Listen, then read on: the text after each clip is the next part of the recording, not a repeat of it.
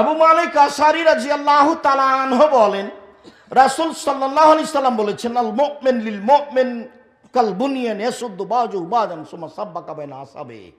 একজন মুমিন আরেকজন মুমিনের জন্য প্রাচীরের মতো, একজন মুমিন আরেকজন মুমিনের জন্য প্রাচীরের মতো।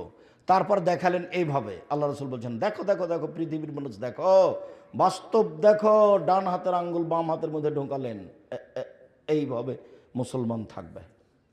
এখন যদি একজন বিপদে পড়ে আর বিপরীত দলের, তাহলে এমন খুশি হয়, গরু জবাই করে, ঠিক আছে ঠিক আছে ঠিক আছে, তুই বিপদে পড়েছিস, ঠিক আছে, তোর স্বভাব গুণে পড়েছিস তুই, এভাবে বলছে।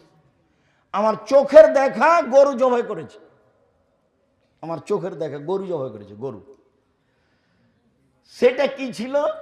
বিপরীত দলের লোক পরীক্ষায় ফেল করেছে, যে ছেলে খুব মাতাব্বরি করতো ও